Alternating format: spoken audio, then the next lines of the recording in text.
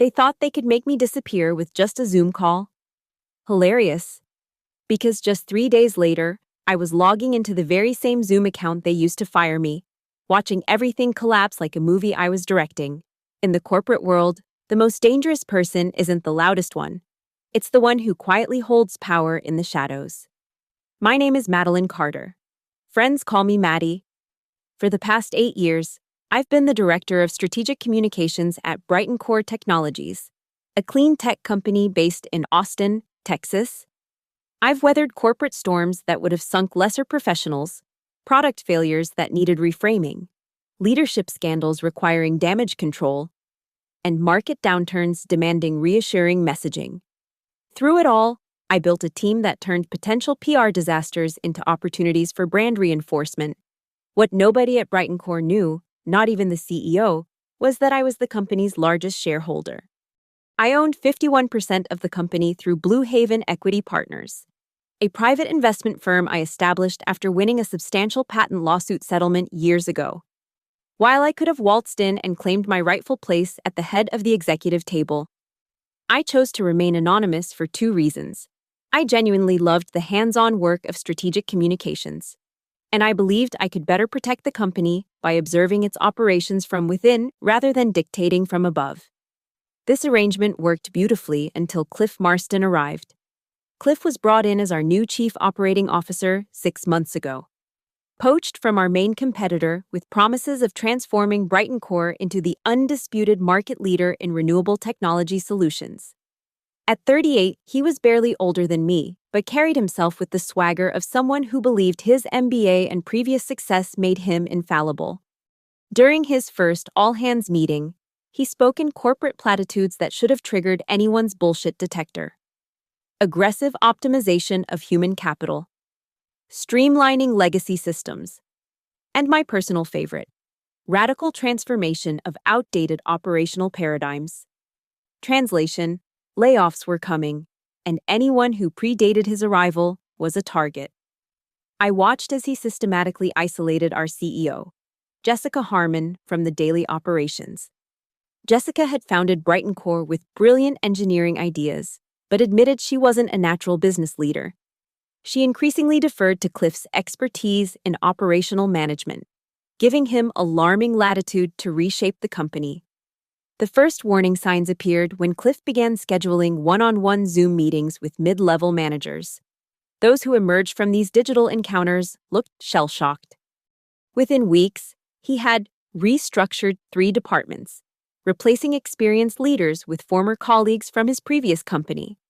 My communications team was justifiably nervous.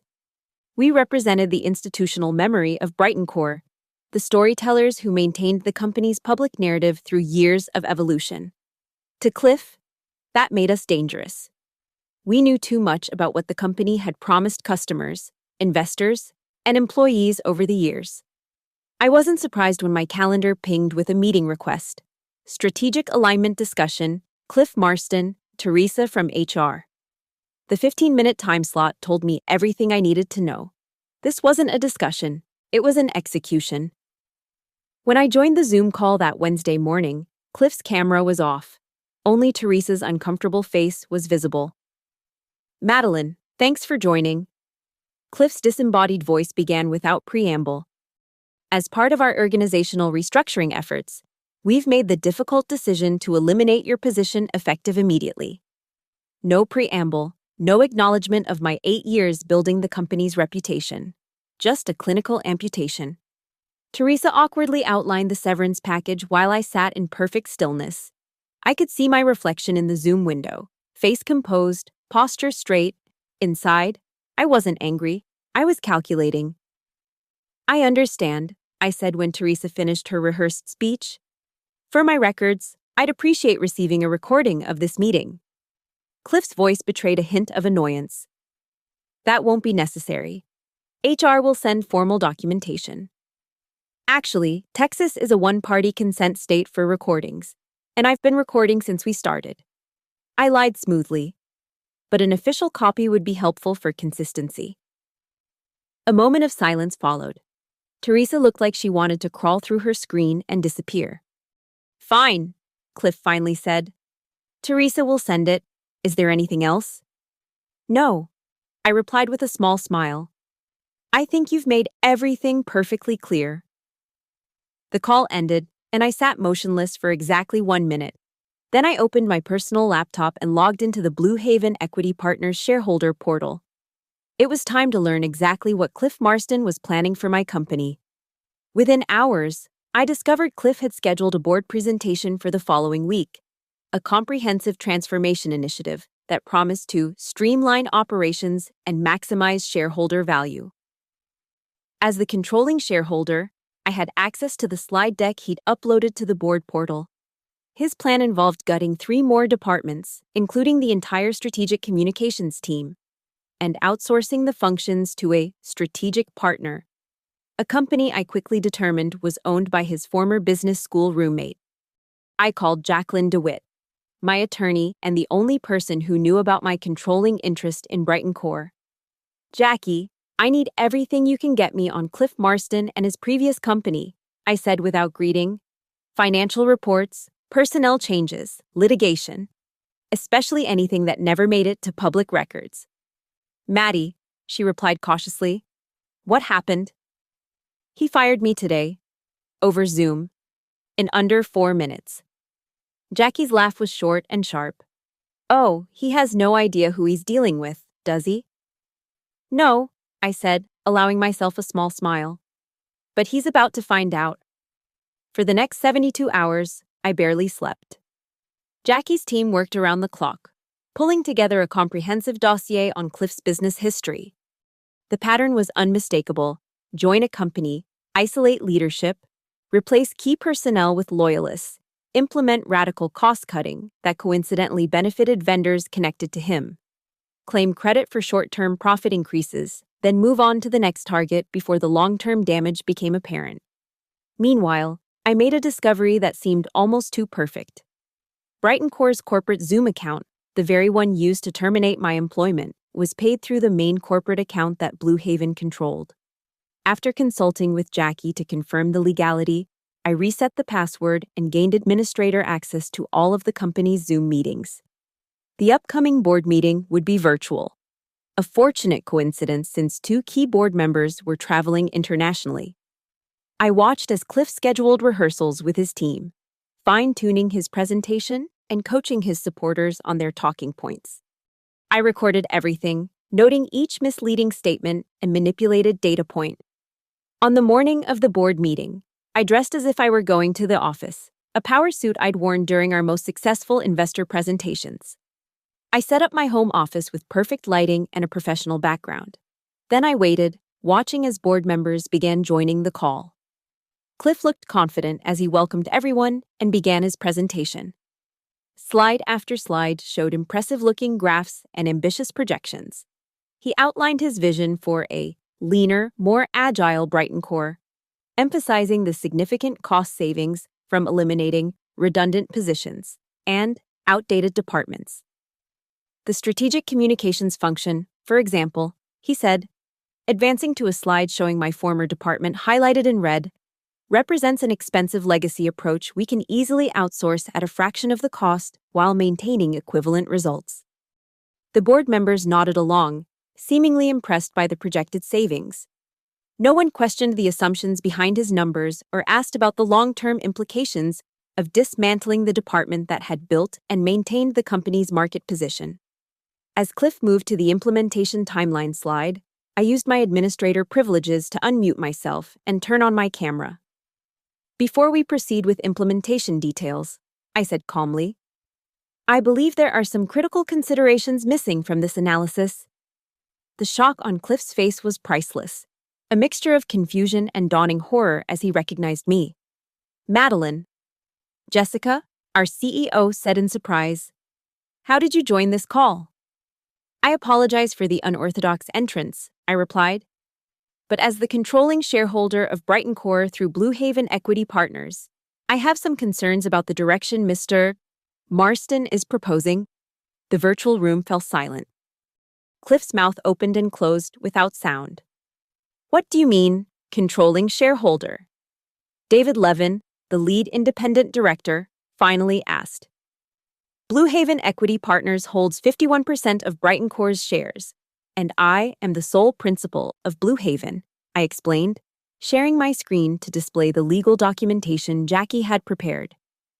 I've maintained anonymity because I believe in the mission of this company and wanted to contribute through my professional expertise rather than ownership authority. I paused to let this information sink in before continuing. However, I cannot remain silent when I see a systematic dismantling of what makes this company valuable. I advanced to my own first slide, a detailed analysis of how Cliff's previous companies had shown short-term gains, followed by significant declines after his departure. For the next 20 minutes, I methodically presented evidence contradicting each of Cliff's claims. I showed how the outdated communications department had directly contributed to customer retention during market downturns. I revealed the connections between Cliff's proposed vendors and his personal network. I played clips from his rehearsal sessions where he coached team members to present misleading data. Throughout my presentation, Cliff attempted to interrupt, his face growing increasingly flushed. Each time, I calmly reminded him that I had the floor as the majority shareholder. When I finished, David Levin cleared his throat. "This is unprecedented. Mr. Marston, do you have a response to these allegations?" Cliff had regained some composure. "This is absurd. Ms. Carter was terminated for performance reasons and is clearly retaliating with fabricated claims. As for this supposed ownership stake, our legal team will need to verify these documents." "By all means," I replied. "In the meantime, I move that we suspend all restructuring activities pending an independent investigation of both my claims and Mr. Marston's proposal. As the majority shareholder, I call for an immediate vote." The vote was unanimous in favor of suspension and investigation. Even Cliff's supporters on the board couldn't ignore the documentation I'd presented. "Until this matter is resolved," I added, "I believe Mr. Marston should be placed on administrative leave to ensure the integrity of the investigation." This motion passed with only Cliff voting against it. As the meeting concluded, I watched the reality of his situation dawn on him. He had just been outmaneuvered by someone he thought he had eliminated. The investigation took less than a week. Cliff's proposals were found to be riddled with misrepresentations and conflicts of interest. His employment was terminated, ironically, via Zoom, though with more documentation and due process than he had offered me. The board asked me to step in as COO, but I declined. "My expertise and passion remain in strategic communications," I explained. "However, I would like to establish a corporate integrity committee reporting directly to the board, focused on transparency and ethical decision-making throughout the organization." Over the next 6 months, we rebuilt what Cliff had begun to dismantle. We rehired key personnel who had been pushed out and established systems to prevent future consolidation of power. Most importantly, we reinforced a culture that valued institutional knowledge and collaborative leadership over charismatic individuals promising quick transformations. As for me, I continued leading the communications team, now with a seat on the executive committee. My ownership status became known throughout the company, but it changed less than one might expect. My team still challenged my ideas when necessary, and I still worked the late hours during crises. One evening, about a year after Cliff's departure, I received a text from a former colleague who had moved to another company in our industry. "You won't believe who just got fired here. Seems like Cliff tried his playbook again, but got caught 3 months in." I smiled as I typed my response. Never underestimate the person you think is just silently listening on Zoom. The corporate world runs on the assumption that power flows from titles and formal authority.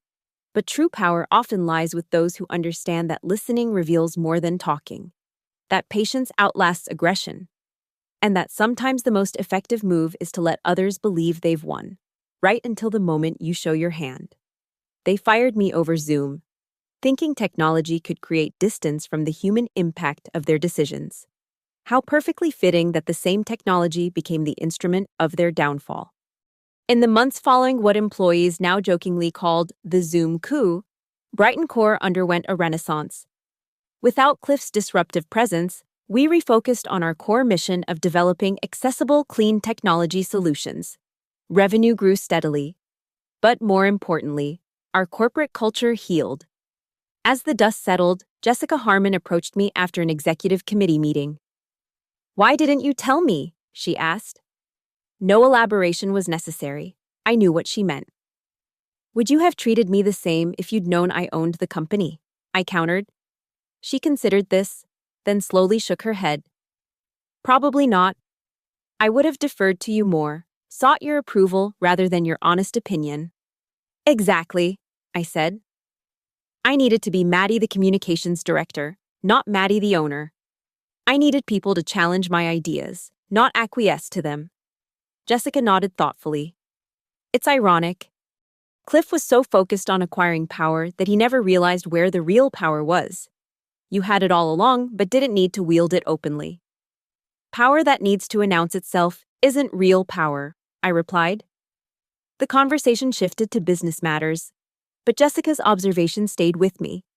In retrospect, I realized how fortunate I had been to experience Brighton Core from multiple perspectives.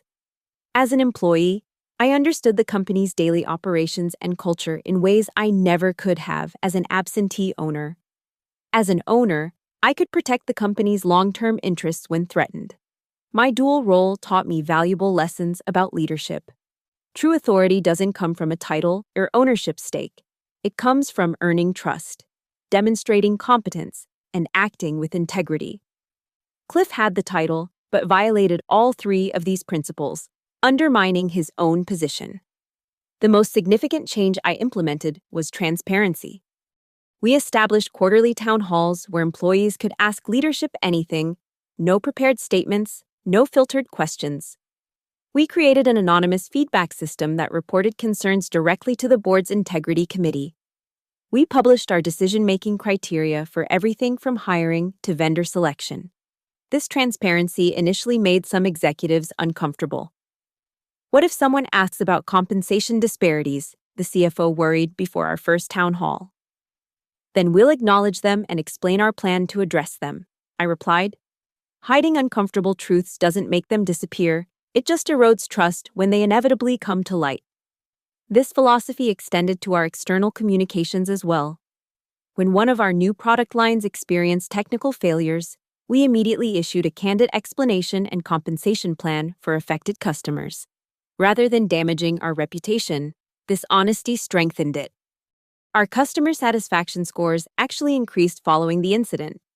1 year after Cliff's departure, we held a company-wide retreat to realign on our mission and values. During a leadership panel, a new employee asked what I considered the most important quality in a leader.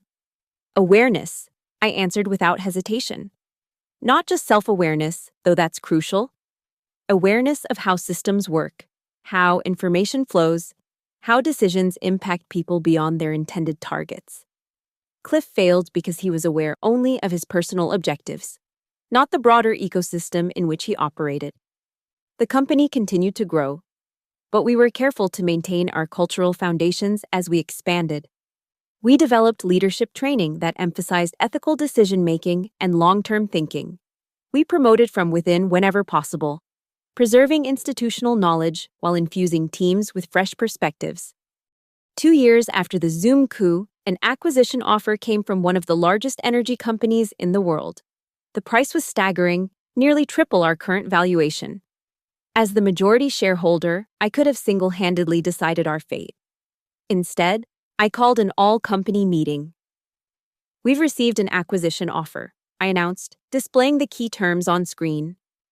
"Before the board makes any decision, I want to hear from you, the people who built this company into something valuable enough to attract this kind of attention." For the next 2 hours, employees from every department shared their thoughts. Some were excited about the resources and reach a larger parent company could provide. Others worried about losing our unique culture and autonomy.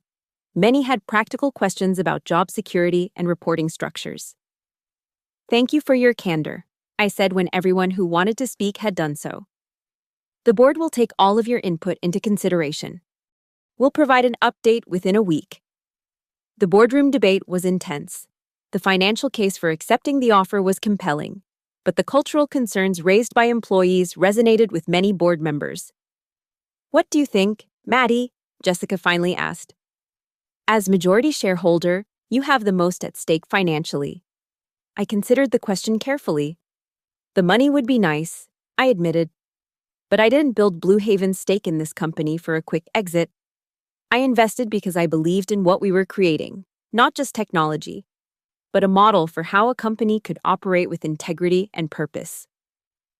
After 3 days of negotiations, we declined the acquisition offer but proposed a strategic partnership instead. This arrangement would give us access to the larger company's distribution network while maintaining our independence. To everyone's surprise, they accepted. The partnership accelerated our growth while preserving our culture. Within a year, we had doubled our workforce and expanded into international markets. Our technology was making a measurable impact on carbon reduction in 3 continents. Throughout this expansion, I maintained my role as communications director while serving on the board as Blue Haven's representative. This dual perspective continued to inform our strategic decisions, keeping us grounded in operational realities while pursuing ambitious goals. 4 years after Cliff's brief tenure, I received an unexpected email from Teresa, the HR representative who had been on the Zoom call when I was fired. "Not sure if you remember me," her message began. "But I've been following Brighton Core's success from afar. I'm writing because Cliff Marston is interviewing for a leadership position at my current company. Our CEO is impressed with his resume, but something feels off. I can't put my finger on it. But I remembered how things unfolded at Brighton Core. Would you be willing to have a confidential conversation about your experience?" I replied immediately, suggesting a coffee meeting the following day. When we met, Teresa looked nervous. "I could lose my job for this," she confessed. "But I believe I have an ethical obligation to the company." "Your instincts are sound," I told her, and proceeded to outline Cliff's pattern without embellishment or emotion, just facts, dates, and outcomes. Teresa thanked me for the information. "I need to think about how to approach this with leadership," she said as we parted. 3 weeks later, she sent a brief update. "We went with another candidate. Thank you." This interaction reinforced something I'd come to believe strongly. Corporate ecosystems are interconnected in ways that extend beyond formal business relationships. Actions generate ripples that eventually return, sometimes years later. Cliff's pattern of behavior created a wake of disillusioned former colleagues who recognized his tactics when they saw them again. 5 years after the Zoom coup, we celebrated Brighton Core's 15th anniversary. The company had grown beyond any of our early projections, not just in size, but in impact.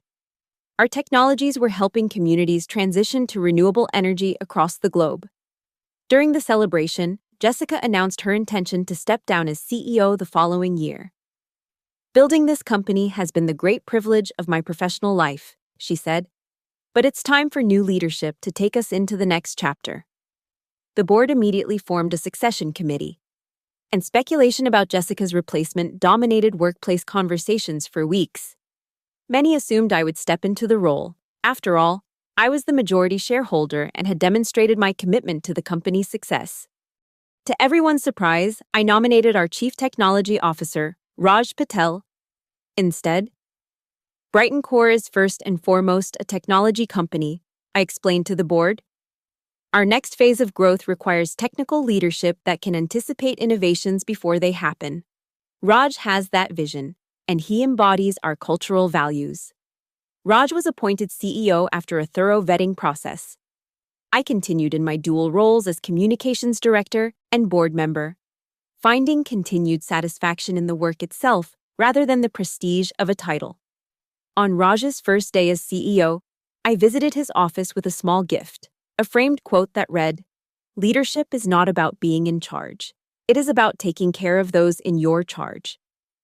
"I thought you might want to redecorate," I said, gesturing to the stark walls that Jessica had left bare. Raj smiled as he read the quote. "Thank you, Maddie. I have big shoes to fill." "Just be yourself," I advised. That's who the board selected, not a replica of Jessica, not a traditional CEO archetype. You. Under Raj's leadership, Brighton Core entered its most innovative period yet. We expanded beyond hardware into integrated software solutions that optimized energy usage across complex systems. Our workforce became more diverse, bringing fresh perspectives to long-standing challenges. 7 years after Cliff's departure, I received an invitation to speak at a business school about corporate governance and ethical leadership. The irony wasn't lost on me. I had never attended business school myself, having built my career through practical experience rather than formal management education. During the Q&A session, a student asked a question that made me pause. You had the power to fire Cliff Marston immediately upon learning of his plans. Why did you wait and let the situation play out publicly? It was a perceptive question that cut to the heart of my leadership philosophy. Power used prematurely is often power wasted, I replied after consideration. Had I simply exercised my authority as majority shareholder to terminate Cliff, the underlying issues would have remained unaddressed. His supporters would have viewed his removal as arbitrary, perhaps even unjust. More importantly, the organization wouldn't have learned anything from the experience, I continued. By allowing the evidence to speak for itself in a public forum, I accomplished several things simultaneously. I educated the board about vulnerabilities in our governance structure. I demonstrated to employees that performance matters more than politics. And I established that our company values transparency and fact-based decision-making. These outcomes wouldn't have been possible through a unilateral firing, regardless of my authority to do so. The student nodded thoughtfully. So sometimes the most powerful move is patience. Exactly, I replied. Strategic patience isn't passivity. It's giving a situation enough space to reveal its true nature. That night, reflecting on the student's question, I recognized how much my approach to leadership had been shaped by my unusual position within Brighton Core. Operating simultaneously as an employee and owner had taught me to consider decisions from multiple perspectives. How would this affect frontline workers, middle managers, executive leadership, shareholders, customers, the broader community? This multi-perspective thinking had become ingrained in our corporate culture. Before major decisions, we explicitly asked, how will this impact each of our stakeholder groups? This simple question often revealed unintended consequences that might otherwise have been overlooked. 10 years after the Zoom coup, Brighton Core had become a case study in sustainable growth and ethical leadership. Business schools included our governance model in their curricula. Industry publications featured our employee retention strategies. Environmental organizations recognized our contributions to climate change mitigation. Through it all, I maintained my dual roles, finding continued fulfillment in the daily work of communications while providing governance oversight as Blue Haven's representative. I had opportunities to take more prestigious positions, both within Brighton Core and at other companies, but none offered the unique perspective I had cultivated. On the 10th anniversary of Cliff's departure, I received an unexpected message through LinkedIn. It was from Cliff himself. Madeline, it read, after a decade of reflection, I feel compelled to acknowledge that you outplayed me completely at Brighton Core. While I initially viewed the situation as a personal setback, I've come to recognize it as a valuable lesson in corporate governance and ethical leadership. The experience fundamentally changed my approach to management. If you're willing, I'd appreciate the opportunity to have a conversation about what I learned from our encounter. I was skeptical, but curious. After consulting with Jackie, who advised caution but saw no legal concerns, I agreed to a video call. Cliff looked older, the brash confidence replaced by something more measured. He shared that after several similar experiences following Brighton Core, he had been forced to confront his approach to leadership. I was trained to view companies as machines to be optimized, he explained, not as communities of people with shared purpose. After being on the receiving end of the same tactics I had employed, I began to see the damage this perspective causes, not just to organizations, but to individuals. He had spent the past 5 years working with a smaller company, focusing on building sustainable growth rather than quick transformations. He shared candid stories about his failures and lessons learned. I'm not asking for forgiveness or a professional reference, he concluded. I simply wanted you to know that what happened at Brighton Core ultimately led to meaningful change, at least for me. I appreciated his honesty but maintained healthy skepticism. Actions speak louder than words. Cliff, I hope your new approach serves both you and your organization better than the old one. After our conversation, I reflected on how rare it is in corporate settings to witness genuine growth from failure. Most executives who suffer public setbacks either double down on their approaches or disappear from the industry entirely. Cliff's willingness to acknowledge his mistakes, whether motivated by sincere reflection or pragmatic reinvention, represented an unusual outcome. As Brighton Core continued to evolve, I found myself increasingly interested in helping other companies develop governance structures that balanced innovation with integrity. I began accepting board positions at early-stage companies, particularly those led by founders with technical brilliance but limited business experience. Leaders like Jessica had been when she founded Brighton Core. 15 years after the Zoom coup, I decided it was time for a change. I had accomplished what I set out to do at Brighton Core: build a company that demonstrated how commercial success and ethical operation could reinforce rather than contradict each other. I announced my intention to step back from day-to-day operations while maintaining my board position. I would transition from communications director to communications advisor, providing strategic guidance while empowering my longtime deputy to lead the department. At my transition celebration, Jessica, who had remained on the board after stepping down as CEO, raised a toast that brought tears to my eyes. "When I founded this company," she said, "I had a vision for technology that could change the world. What I lacked was a vision for how the company itself should operate. Maddie provided that vision, not through grand declarations or management theories, but through consistent action and unwavering values. She showed us that how we achieve our goals matters as much as the goals themselves." As I looked around the room at colleagues who had become friends, at the organization that had grown from Jessica's technical brilliance and weathered storms both external and internal, I felt an overwhelming sense of pride, not in my own contributions, but in what we had built together. The following Monday, I began my new role as advisor, stepping back from daily management while mentoring the next generation of leaders. I increased my involvement with Blue Haven, using our investment capabilities to support companies aligned with our values of transparency, sustainability, and ethical governance. 20 years after the Zoom coup, Brighton Core had become an industry leader recognized as much for its corporate culture as for its technological innovations. The company Jessica had founded and I had helped protect had exceeded all our expectations, proving that principled operation and commercial success could go hand in hand. I often reflect on that pivotal Zoom call when Cliff thought he was eliminating an obstacle to his ambitions. How could he have known that his seemingly routine termination meeting would set in motion events that would define 2 decades of corporate history? Perhaps the most important lesson from my journey is this: in a world obsessed with visible power, titles, corner offices, media recognition, the most consequential influence often operates beneath the surface. It's found in the quiet accumulation of trust, the patient observation of systems, and the strategic application of leverage at precisely the right moment. They fired me over Zoom, thinking technology would buffer them from the consequences of their actions. How fitting that the same technology became the stage for their undoing, and the beginning of something better than any of us had imagined possible. As I mentor rising leaders, I often share this advice: never mistake silence for weakness or acquiescence. The most dangerous person in any room is not the one demanding attention, but the one paying attention. Watch what they notice. Listen to what they ask. And remember, sometimes the person quietly taking notes is actually taking names.